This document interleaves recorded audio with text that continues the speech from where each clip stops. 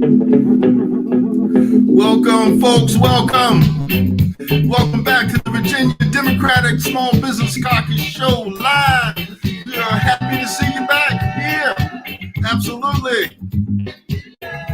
We're here for another voting rights thing. That's what I do. And folks, we're happy to see you back here on September the 21st, 2022. We've got a great guest for you. Don't let them fool you. You gotta be ready. You gotta stay ready.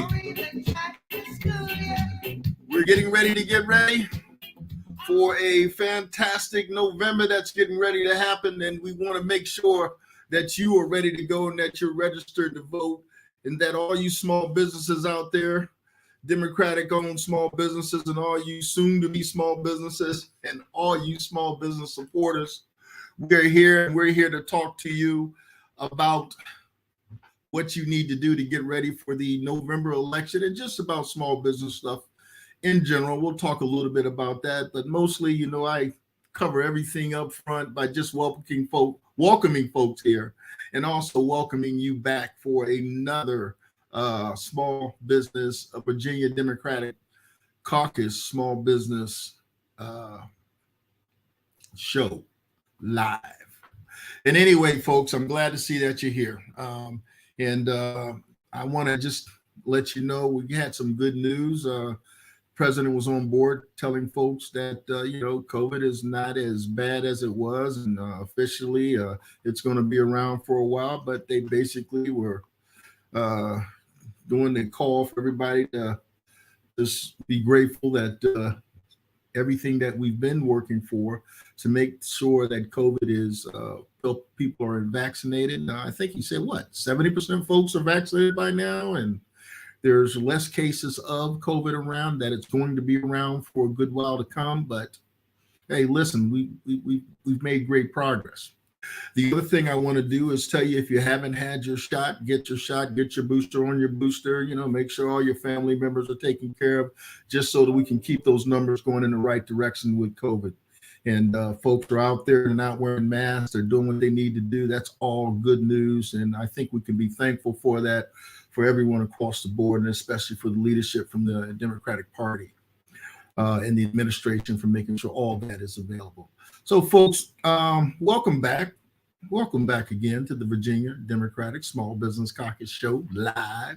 I'm happy to see you back here on September the 21st, 2022. I can't say it enough, because you're here for another day. And that means, hey, the big season is coming up. November, 8th, voting. Are you registered? Early voting is getting ready to start here in Virginia. Hopefully that's getting ready to start in your locations around the country. And then you're ready to go. Small businesses have made a pretty good comeback. A lot of them have, as well as the large businesses. We're dealing with a few issues that have been out there as far as inflation goes. But looks like that new legislation that was passed a couple of weeks ago, probably about 3 weeks ago, helped to do that. Heard a little bit about rates going up a little bit today, but I guess that's all helping to try to keep inflation from getting out of control. The economy seems to go up and down in that area. But folks, welcome back. We've got a great guest, as I said earlier. But I'm excited, because I'm excited about the election that's coming up. And I'm excited that we need to do what we need to do to hold the line for Democrats in the House, hold the line for Democrats that are running on a state level, locally, and all those sort of things. So, stay involved. Do what you need to do to make sure, we can deliver a victory for 2022 and get on that horse and ride into 2024. Absolutely.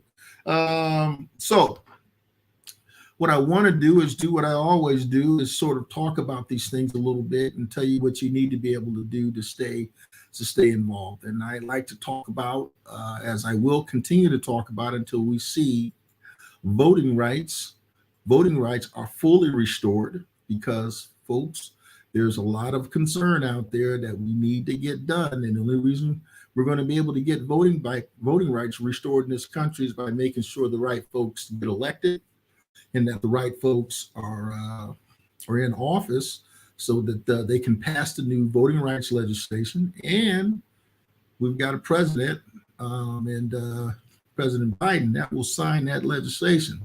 But to make that happen, November 8th is critical. The new the November election coming up is critical to getting us there. We have to fight that. We have to work with that 5-meter target that's in front of us right now and make sure that's accomplished so that we can get to the greater goal, which is the legislation we'd like to see passed, particularly as small business, particularly as Americans. And right now, I don't care where you sit on either side of the aisle, voting rights legislation is a must because everything depends on folks being able to have voting rights, right? Exactly. Voting rights are fundamental. You can't get anything passed unless you can vote, and put people in the local office and state office and federal office who are going to make sure that they can pass the legislation that gets to the executive desk for him to sign. And I just try to, I don't even play around with it anymore, folks. I'm just hitting it right on the head. This election is so crucial coming up in order to get all of that legislation passed for voting rights that we need to get passed and get things put back into place that had been in place for 50 years. I know we got other legislation out there that we need to see to get passed. We got the whole the Dodd decision with Roe versus Wade. You've got the George Floyd stuff that's out there. You've got a lot of small business related legislation that needs to get passed. We have good things that have happened with college loans, at least $10,000-$20,000 for the students has happened. There's other issues. There's just a myriad of issues. But folks, I can go on with that list. That list is longer than longer than my arm, right? But how do you get it done policy-wise? Is you have to elect people who can pass the policies and pass the legislations, bring up the legislation, pass the legislation, and make sure that legislation gets to the president's desk so he can sign it. Now, that's all done with voting rights. That's the reason why, I've been on this same one-trick pony for 65 episodes at this point, saying, hey, voting rights legislation is crucial. And I'm going to go through the same thing I go through every time I talk to you folks about voting rights. And I'm going to jump into that right now because we got a great guest coming up. I need to make sure that we leave ample time to talk with him, at least 30 minutes for a great guest that's coming up. So let me go into the first bit of voting rights legislation that I want to talk about. I want to talk about how we got there to those voting rights.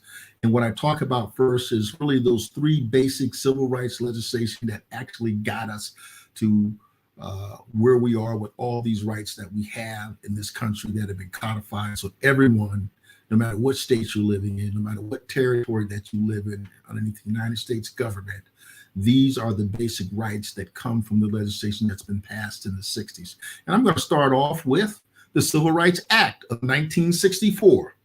Yes, you heard me say it again. I'm saying it again for the 65th time. The Civil Rights Act of 1964 prohibits discrimination on the basis of race, color, religion, sex, or national origin.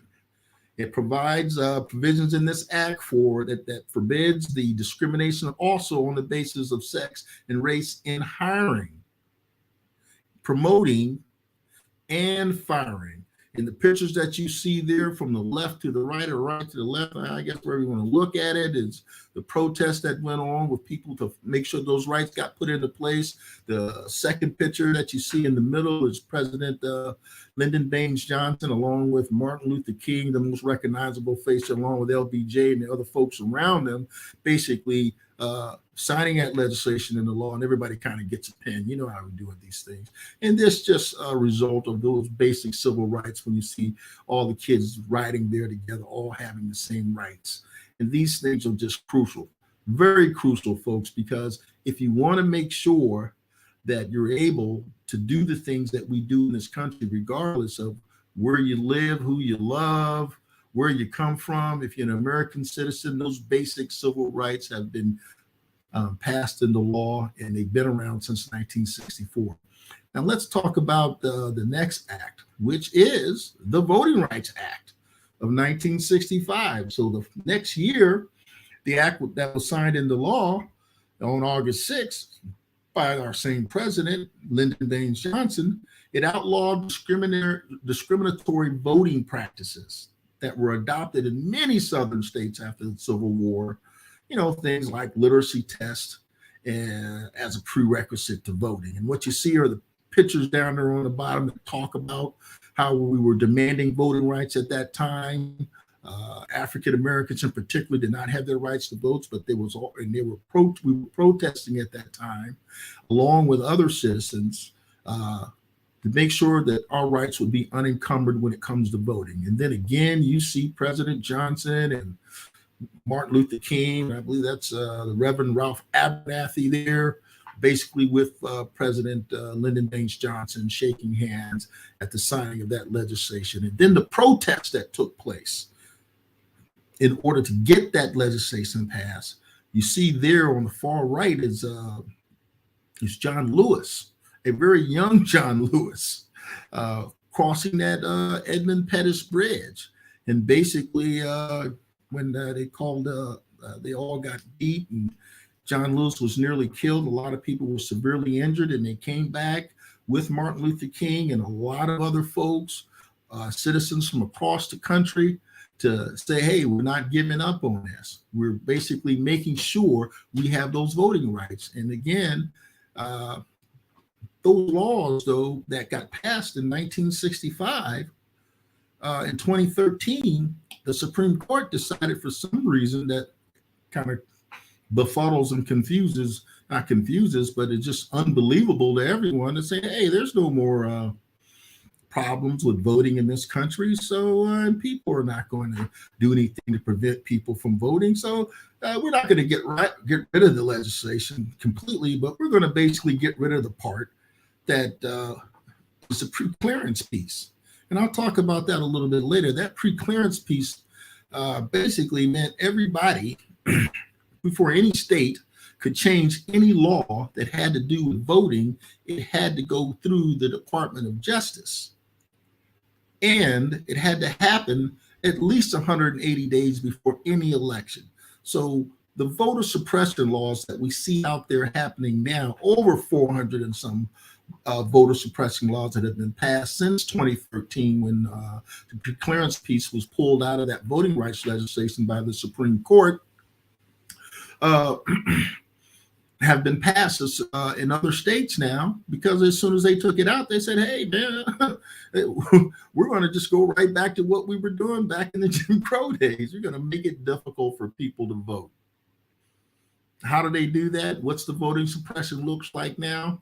Not overt Ku Klux Klans folks come and burning your house down, even though there's been some crazy stuff happening. But what you find out is they do other things. It's kind of like Jim Crow 2.0. What happens is that they go to your home. They change the laws. For example, if you have a voting poll that's in your neighborhood, they remove it. Or if there are a certain amount of voting machines that are at a particular location, they reduce the amount of machines, and they make the location further away. So one, you got to get there. And then when you get there, you find out, geez, now there's only like 2 voting machines for, literally thousands of people who have the vote. And you end up being in line for, 6-7 hours waiting to vote. Or they get rid of what's known as early voting, which is basically it's known as absentee voting, which is voting by mail, either or either voting early in person. They either reduce the dates for you to come in and vote early, or either they get rid of voting by mail altogether, which we've been using for decades for our military folks overseas, and states have been using it across the country for decades. And we particularly use it over the last COVID situation, because people did not want to actually come in to vote.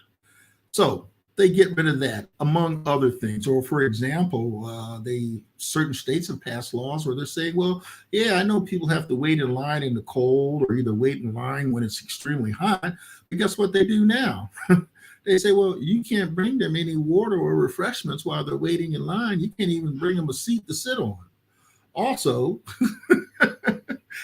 you bring them any food. So people have to say, and these laws have been passed. I mean, crazy laws like that. I mean, there's a ton of them more. So really what legislation for the voting rights legislation is addressing issues like that.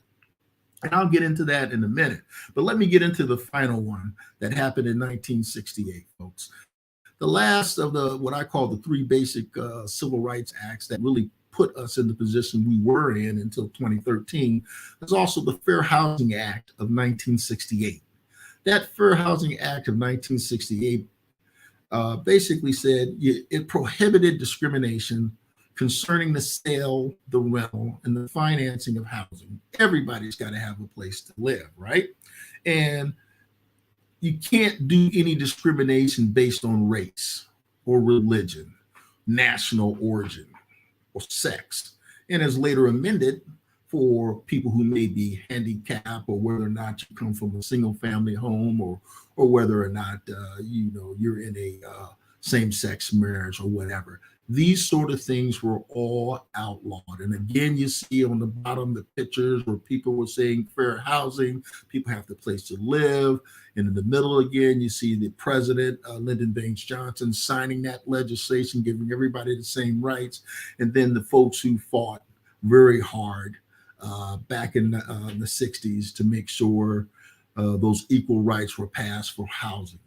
So it didn't really matter back then how much money you had or anything like that. There were covenants that were in homeowners associations that said, hey, you can't sell your house to somebody who's of a particular religion or a particular race or from a certain place. All that sort of discriminatory stuff that hurt people's civil rights, all those sorts of things with that legislation that we got rid of. So basically what gave us the basis of all of our civil rights that came from that. Things like when the Roe versus Wade case was passed, and things that prevented, what do you call it? I'm trying to think of the name of the thing where they have to read you your rights. Getting old, folks, my brain is moving a little slower. Your Miranda rights, that sort of legislation. All these sorts of things are basic civil rights that really came from these three rights, and then more rights were outlined by law and federal law that say that you can't do these things. But a lot of those rights we've been losing. The women's right to choose and privacy, your basic right to vote, which is fundamental. The Miranda rights have been lessened. All these sorts of things are important. Who you choose to elect on a local, on a federal level, and on a state level make the laws. And those are also the particular folks who actually appoint people to judicial jurisdictions, like what do you call them? People who get lifetime appointments on the courts on a federal level. The president also is responsible for filling Supreme Court seats. When you have people who get elected who don't believe those rights that have been outlined for you in the Constitution are guaranteed you, then those rights get overturned, and you find yourself having to go back and constantly make sure that those rights remain in the place. And when they get out of place, you have to go elect people and get them put back into place. And that's what gets us to the voting rights legislation. I'm going to talk a little bit about that now. And that's the reason why I keep talking about voting rights, because that is absolutely crucial. So the first thing we'll talk about first that got passed in the Supreme Court was the John Lewis Voting Rights Advancement Act. Excuse me, folks, I'm checking my technology as I go here. Is the John Lewis Voting Rights Advancement Act, which was passed earlier. Basically, what it says is this bill establishes new criteria determining which states and political subdivisions must obtain pre-clearance. Remember that piece in the Voting Rights Act that the Supreme Court got rid of, and you see it in all caps, pre-clearance before any changes to voting practices in these states may take effect. So this puts that back into place. And basically that pre-clearance is a process for receiving pre-approval from the Department of Justice or the United States District Court for the District of Columbia before any changes that can be made that would affect voting rights for American citizens in all 50 states and territories. Specifically, it modernizes the Voting Rights Act formula for determining discrimination in states and localities. It declares any changes to voting rules has to happen at least 180 days before an election.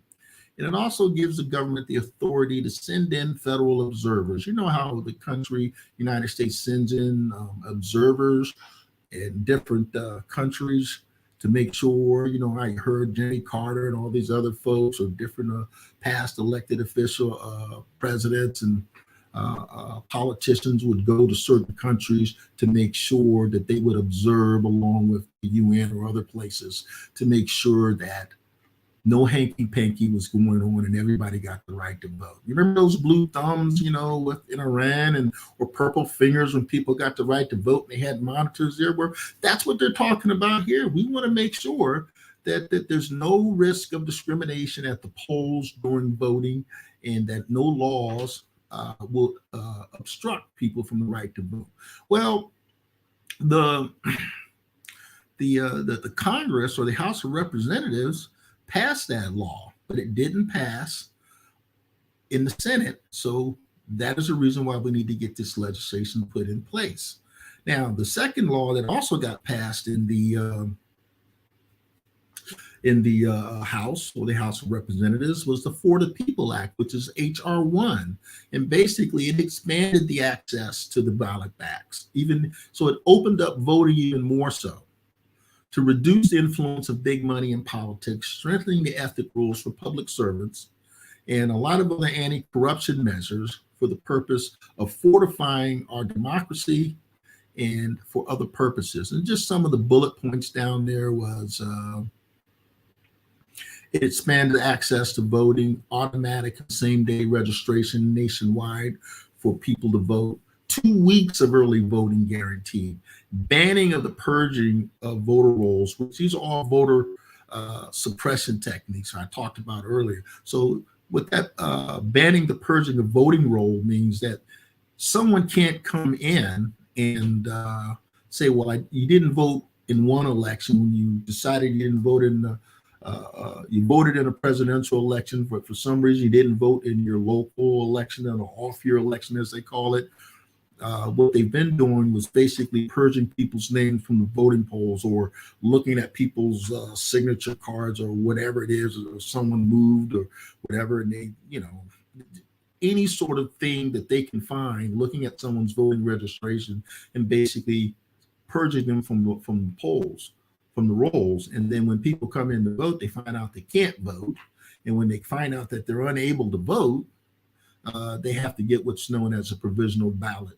And that ballot is later used to count it for the vote. But in some cases, they won't even let you vote at all. So all that is known as voter suppression. And the other thing about this bill is it also restores the 1965 Voting Rights Act, which was decimated by the Supreme Court in 2013. It provides for finance reforms like banning foreign money loopholes, election security, independent commissions to prevent gerrymandering, grants to help states with voting machines, processes for auditing and securing elections.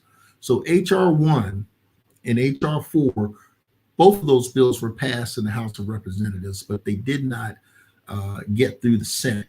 And there was the last Senate bill, which I've been talking about, was because the two other bills were in the House of Representatives, is the Senate Bill 2747. And basically, to give you a quick synopsis of that, is it included national automatic voter registration, prohibiting the purging of the voter rolls, federal partisan gerrymandering. It improved election security. It also strengthened the ethics standards for all three branches of the government. Things like presidential candidates have to disclose at least 10 years of their tax returns. It prohibited members of the Congress from using taxpayer dollars for sexual harassment. It has a lot of things in it on top of that. Curb corporate influence in politics by forcing super PACs and their donors, requiring government contractors to disclose their political spending, and prohibiting the coordination between candidates and super PACs, among other reforms. There's a lot of stuff in that bill, but also it also restored the pre-clearance piece as well. So all of those things are important. So the reason why the voting rights are so important in this country is because none of these rights are secure if people can take them away, as you've seen of recent. So that's why the election coming up is so important, that we add more Democrats to the House of Representatives, that we add more Democrats that will pass legislation for voting rights, so that we can make sure that the voting rights legislation, when it comes up again in the House and in the Senate, that it will pass. And just to give you a quick, if you were kind of sleeping in your 12th grade government class or you weren't paying attention, we have what's known as a separation of powers in this country. We have three powers for governing in the country. It's in our Constitution. And basically what it is you have the judiciary, which is responsible for the courts. You have the legislature, which is responsible for passing laws. And then you have the executive, which is responsible for carrying out those laws and signing legislation, which is passed by the House and the Senate. The president will sign it into law, and then the president or the executive is responsible for making sure those laws are carried out. And of course, everybody also knows with legislation, people often say, well, hey, these guys got the power of the purse. You're right. That legislation portion of our separation of powers, the legislative body is also responsible for taxes and how money is distributed in this country. But once that legislation, which includes policy, which covers money as well, and voting rights and a number of other things passed, you got to have a president or an executive that will sign it into law. On a state level, it's a governor. On a federal level, it's the president. On the local level, it's the mayor or your, whoever your local form of government may be. So folks, what I'm trying to get you to understand is this election coming up is extremely important. You have to get out there and vote. You have to get out there and make sure that we get the right people elected, so the right things will happen. And I always say the next thing is my call to action to you. You've got some fantastic technology that's out there. Everybody's got a cell phone. There's an app that's called 5 Calls. And 5 Calls basically has all the issues up there. You basically download the app onto your Android phone or your iPhone. You pick the issue that you want. It automatically, when you put in your number, your information that it asks for, it takes just, really quickly does it and basically gives you the information that you need in order to contact your congressperson. That's right. That's why they call it 5 Calls. So basically download the app and then you call your representative. It has the number and everything right in it, makes the call, has the issue. You just basically say, hey, I'm aware of this issue. I'm aware of the legislation that's out there. I want to make sure that I'm aware of it. Your local or your federal politician that you deal with, your congressperson, and basically say, I want you to pass this legislation to make sure that legislation passes and gets to the president's desk for him to sign, particularly the legislation that we're talking about voting rights. HR 4, which is the John Lewis Voting Rights Act, HR 1, which is and I'll just review them quickly.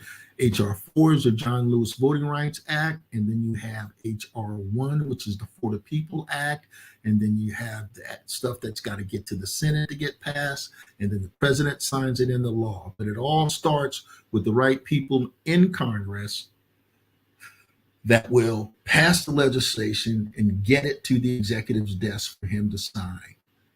And that responsibility is on all of us. It is on you as an American citizen to get out there and vote so that you will be able to make sure that you have the right people in office that can pass that legislation. So now, so we're waiting also for our special guest to get here. So before I get into there, I just want to also talk to you about the that 5 Calls app one more time. Let me go through it. There's the 5 Calls app. That 5 Call app is available for Google or your Android phone. And also that 5 Call app is available on your iPhone. So you have all of those things available to you. So you have that call to action to make sure you do what you need to do. Also, you need to be able to do whatever else you need to do. I mean, some people can make a phone call. Some people want to go and work with their local candidate, whether it's in the House of Representatives or somebody running in the state house, or when there's a presidential election year on presidential election. There's all kind of things you can do, from giving money to making calls to knocking on doors. You can participate on whatever level you want to participate. And what the great thing about technology is, you can actually support any candidate, any Democratic candidate across the country, simply by making calls for them or providing them with some resources for their campaign.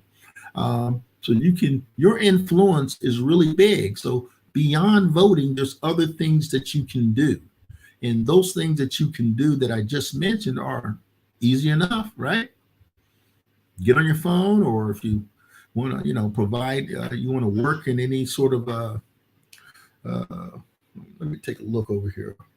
Oh, my technology is going off. You see this when you got a live show. Somebody here is trying to reach me, but I'll get back to him later. But I'm also making sure that's not my special guest. He's supposed to be dialing in. So one of the things that I want to be able to do is just ensure that you have lots of ways that you can be effective, and you don't have to necessarily leave your house to do it. But if you do, knocking doors is available. You can also work at the polls. A lot of help is needed for this election coming up, and they need people working at the polls, whether or not you're actually working directly as a poll worker inside the facility, or whether or not you're working with your local Democratic committee or whatever activist organization that you're working with, helping people out around before the election, or either helping them during the election, because there's a number of different jobs that need to get done. And all of that is available to you. You can contact your local Democratic committee or contact your particular candidate that you want to support. And there you go. You're ready to go. Now, some of the other things that are happening out there too. Let's see here. Wait a minute. Okay. Checking back over here too, making sure we're not talking over the time that is needed for our special guest. And I'm going to go ahead and see if I can text that special guest just to make sure that he's still coming and he's available. I don't want to lose this thing. Let me just say, hey, gentlemen.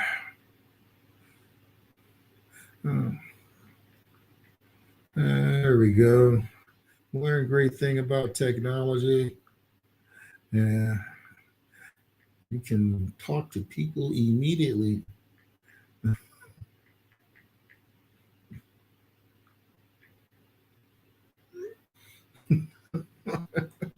This is great. Stick with me, folks. This is live internet, live television. So I'm sending out some additional information just to make sure that everybody's on board here. Things happen. It's okay. So, any rate,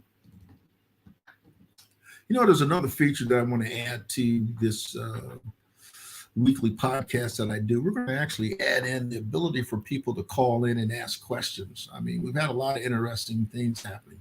Yeah, especially today. Today was a lot of stuff happening on the national level. But you know what? I'm not MSNBC. I'm not your CNN. I'm not any of those things. I'm just a local guy sitting in his office in his house, basically talking to folks, telling them about voting rights. And why I spend time doing that is because I believe that's extremely important. There's a lot of other things we can do, but I can tell you this thing for sure. You can give all the money you want, or you can get out there and do all the stuff that you need to do. But this is funny. Hold on, please. But, things happen. But if you don't have the right to vote, what happens is you end up with a dictatorship, right? People are telling you, your politicians are telling you, or the people leading the country are telling you what you're going to do, as opposed to the fact that they actually work for you. The Capitol is a people's house. The White House is a people's house. Your state capital is the people's house. They're filled with people that you elect and send them there to do the bidding that you want done, to carry out all the things that you would like to have done and to be your voice. That's known as a republic. One of the good things that Benjamin Franklin said, I don't often quote Benjamin Franklin. One of the things he said is, well, looks like you guys got a republic if you can keep it, meaning through history, there's kings and there's, strong men, and monarchies. In the monarchy, basically, there was no separation of power. The king controlled, he was the head of state, he was commander in chief, he was a lawgiver, and he was the Supreme Court justice. He was everything wrapped into one. And also, he was a spiritual, he was a leader. He was supposed to be like God. And everybody had to bow down to him. That's the reason why we came here to the United States, for freedom, right? Freedom of religion, freedom. Well, everybody wasn't on the Mayflower. And of course, we're not perfect. I'm an African American. Trust me, I can tell a story. I definitely wasn't on the Mayflower. And, my ancestors came to the United States through this really, terrible stain that this country is trying to get past, known as enslavement for profit. But guess what? The United States, we've been making this a more perfect union, and because of those, because of the Constitution of the United States and the that we have there in the articles, that we have people's rights outlined. People have the right to vote. You saw those things that I showed you from the 60s. Those are just 3 bills that happened in 1964, 65, and 68, right? 64, Civil Rights Bill. 65, Voting Rights Act. 68, housing. And many rights have been passed, since then, and incorporated into law by people having those rights, so we could elect and tell the people who represent us that we need these things done. These are the rights that are guaranteed us by the Constitution. And that's why the founding fathers, as they call them, made it that way. Yeah, when they first did it, it only included certain people, but the rights were very clearly outlined. And since then, we've added, everybody else. We've added people, no matter what your race is or what your religion is, or women, all these folks. As long as you were born in this country, you have these constitutional rights, which doesn't mean the country is perfect, but what it does mean is if something's not right, we can make it more perfect, right? Whenever you hear that statement, the more perfect union, you have it. Like, you've got the right for freedom of speech, right? Have the right to freedom of assembly. You have a number of different rights, which allow us to basically say, hey, things aren't right. We need to make these changes. If somebody comes up and says, here's the things I want to be able to do. These are our constitutional rights. People like, hey, I like that person. And why don't you run for office? State, local, federal. We'll support you. We'll vote for you. Vote. Remember that thing called voting? Well, how are you going to get that person where you want them to be if you don't have any voting rights, or your voting rights have been so severely suppressed through all kind of trickery and chicanery that folks who would like to see a dictatorship, or who knows, maybe an autocracy, or maybe people who believe that everybody should believe in their religion. That's called a theocracy. Those things are the very reason why the United States has the Constitution that it has. And so I'm just here to tell you voting rights are extremely important. And what I'm also finding out is, I don't want to listen, it's time for you to get out there and vote on November the 8th. So you need to do it. Okay.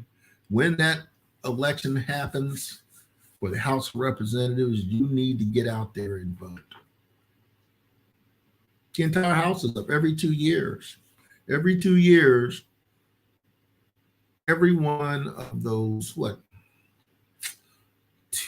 350, I want to make sure I get this right, 350 representatives from each state are up for election every 2 years.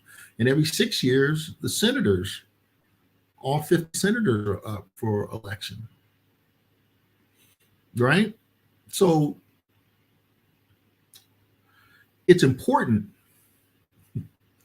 that if you want the people who represent the sort of things that we're trying to get done, which are voting rights, then you need people who are supporting voting rights, not people who are trying to suppress your right to vote. Because really, suppressing your right to vote simply means that there are things that you would like to see done with your money, with your resources. There's certain people you would like to see appointed to the judiciary or elected to the judiciary. And how that actually gets done is by you voting. Now, we had something like in the last election in 2020 was the highest turnout ever. And I think the number, if my memory serves me right, was, I think, 52% of the country voted, a little more than 50%. I don't have those figures in front of me, but that was the highest ever, ever. So you got to remember, almost 50% of people who were eligible to vote didn't bother to vote. So what that really means is, if they're able to suppress one, let me start this over. So what that really means is, if you have almost 50% of the people who are apathetic for whatever reasons, let's just say 40%, who are apathetic for whatever reasons and just don't think it's worth their time to vote, then they don't get counted, right? And then you have maybe another 10, 12% of people who may get who don't get the vote through some sort of voter suppression techniques. So now, out of a country that has 330 million people, 50 states and multiple territories, and you have people who don't come out to vote, then what you end up having is a small minority of people who actually elect the people who get to represent you. But if those people are a small minority of that 330 million people, then they may only represent 30% or less of what the country believes. Now you got to live with those people in whatever legislation that they pass for a very long period of time. So if you don't want that to happen to you, and you do have things that you would like to see happen, then you need to make sure you vote. And more importantly, when you do that, you also make sure that your right to vote is protected, because you don't want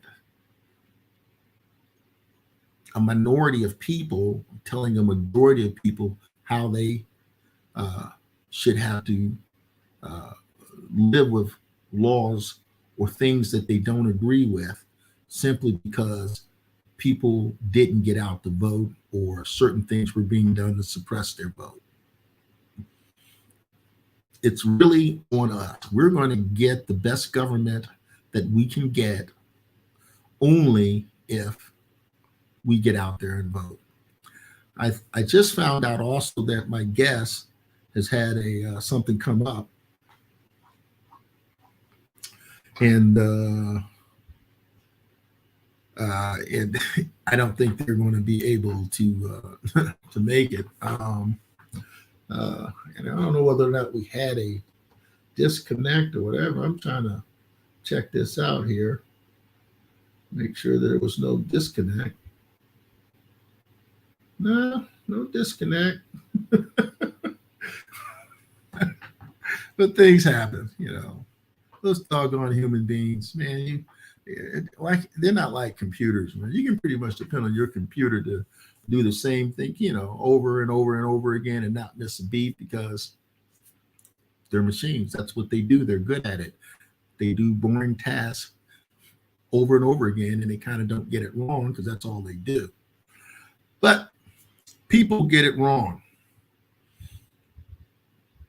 And to make sure we don't get it wrong as people, even if we do get it wrong as people, the good thing is we can go back and fix it. And that's what really kind of how voting works. You can get things wrong at first, right?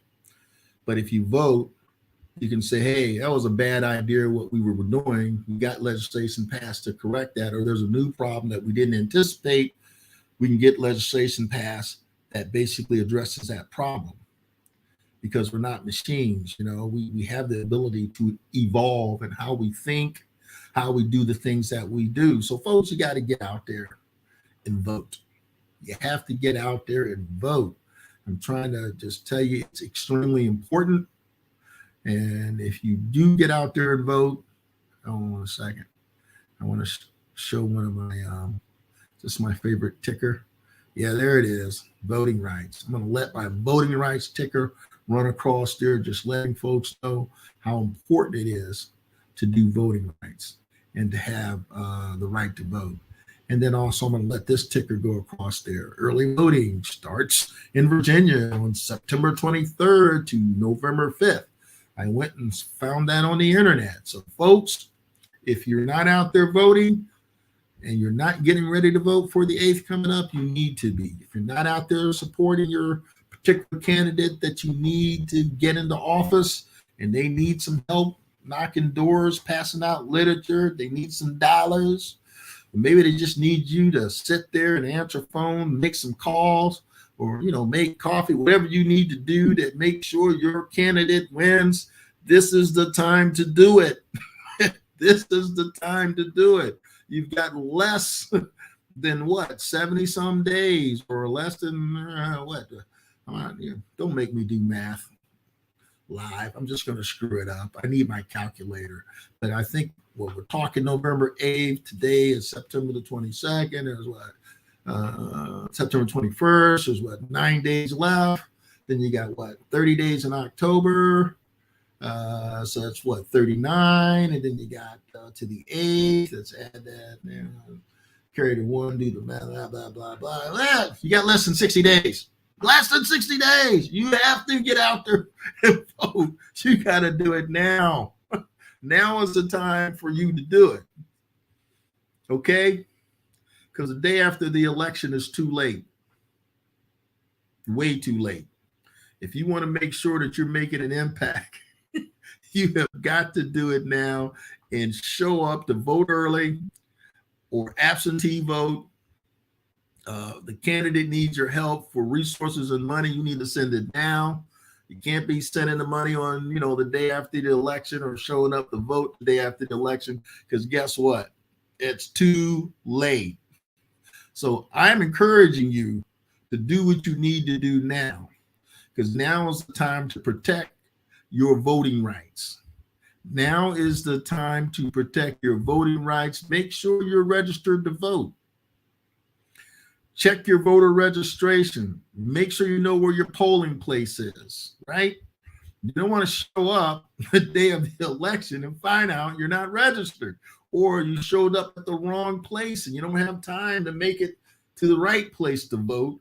Even if you are registered and you find out, oh, geez, I forgot I moved and I can't vote at where I live now. I got to go to the place where I used to live for whatever reasons because I didn't change it. Or it's all kind of things that could pop up. And now with a lot of that voter in Virginia, you're good. I'm just going to tell you, in Virginia, as far as easy to vote, making it easy to vote, you're fantastic here in Virginia. California, certain states that have the most easiest and the most progressive voting rights legislation at a state level there is. But there's a lot of states, particularly states that are not controlled by Democrats, that are making it very difficult for you to vote. When I say not controlled by Democrats, what I'm saying is the Democrats don't control the state legislature. They've passed a lot of laws, and that the particular governor has signed it, and those laws are out there that make it difficult to vote. Even if people are suing to have those laws changed, a lot of that stuff is not going to happen, or decisions aren't going to be made before November the 8th. So it has the same effect, even if it gets changed a day after the election, but it affected the election already. So it's important that you know exactly what's going on, particularly in states where Democrats have not been able to make it easier for you to vote because they're not in control. But in states where there are Democrats are controlling the legislation in the governor's office, most of those states make it fairly easy for you to vote, because that's your right as an American citizen. And I don't care what side of the fence you sit on, whether or not you're on the right or the left or in the middle. If you're an American citizen, you've got the right to vote. That's it. I don't care what party you belong to. I don't care, who you are. The Constitution says you have that right. Whether or not we agree with who you vote for has nothing to do with it, because these are American rights. These are rights that everybody has. So let the person who has the best ideas to move the country forward have the opportunity to be elected, and that the people who are voting for that person or want to vote for that particular person, regardless of whether or not you agree with them or not, that you have the right to do it. That's just it. And that's what, we fought all these wars and died for, and what we've died for overseas, or people have paid the greatest measure in World War I, World War II, the Vietnam War, the Persian Gulf Wars, the Civil War. All these people have given their lives, who are military folks, My family is a military family. My dad's 30 years Air Force, moved all over this country. And my wife is a retired lieutenant colonel in the Army. It doesn't really matter. If you're an American, you have that right to vote. And nobody should mess with that franchise. I don't care whether you're voting for someone I don't believe in. You got that right to vote for them. So basically, I would never deny anyone their rights as an American citizen. We've got a right to disagree, but you have to be respectful. You have to be civil. And people need to go out there and support the people who you believe on a state, local, get that mixed up, on a local, state, and federal level, and vote for those persons whom you believe support the things that you believe in, and that you're telling them what those things are, right? But you can't do that without voting rights. That's why I've talked about it for 66 episodes of the Virginia Democratic Small Business Caucus show live 66 times every week, because it's that important. And I know that, my particular ancestors and so many people before me have given their lives to this. And I want to make sure that I'm doing my part to make sure everybody has that right. My family, your family, my children, your children, my grandchildren, your grandchildren, all 50 states, all territories. I don't care what it is. You've got that right. So all I'm saying to you folks, make sure that you do that. That's why I kind of get on the show every time and I say, got on my shirt here, March on Washington, D.C. for voting rights. I always wear this shirt every time because I want to make it clear to you. This is important. I was going to say I got better things to do on a Wednesday, but that's not true.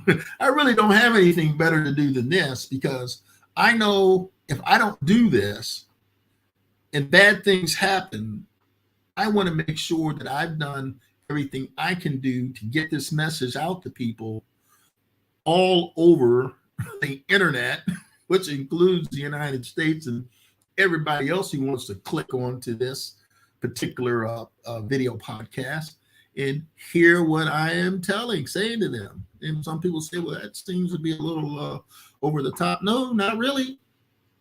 I don't want to live in a theocracy. I don't want to live in an autocracy. I don't want to live in a dictatorship. I don't want people telling me what to do and people doing things I don't believe are right or constitutionally right, or subverting the Constitution of the United States, not following the rule of law, taking away rights that every American has via the Constitution. I don't want to see that happen. We are a country of laws and not people, not persons. We're not a country of persons. We're a country of laws.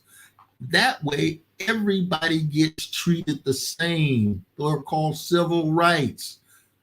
Voting rights, 1965. Civil Rights Act of 1964. Fair Housing Acts of 1968. And so many other rights. All of them come from voting and your participation in the system to make sure that these things exist. Not just for you, but for everyone, and not just for now, but for our children, our grandchildren, our great-grandchildren, and all Americans in the future. Because we have to lead. There's my technology going off. We have to lead by example, not just for the United States, but for all the other countries around the world, because they look up to what we do. It's kind of like, if you have somebody, looking up to you to do the right thing and be there to support them when they're doing the right thing.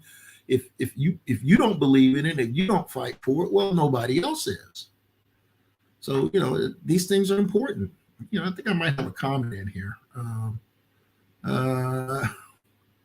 That's right. Somebody said something, but you're right. Whoever that is that said something about voting rights, I agree with you 100%. So, folks, make sure you're getting out there. to support your voting rights. We're getting ready to come up on that time where, I have to kind of draw to an end, because it's time to basically get off my soapbox and basically just want to wish you a beautiful Wednesday evening. It is almost 8 o'clock, which is the hour that I depart. So all I want to say to you is stay out there, protecting your voting rights. Always playing a little bit of Bob, let you know you're loved, and stick in there, do what you need to do. So thank you very much for viewing the Virginia Democratic Small Business Caucus show live, and we'll see you next week. We'll get that special guest back next week. Or even we may even have that special guest do 2 shows this week. Can't hurt. We need to talk about voting rights more. Always happy to talk about it. I'll see you folks later next time for the Virginia Democratic Small Business Caucus show. Be there. All right. See ya.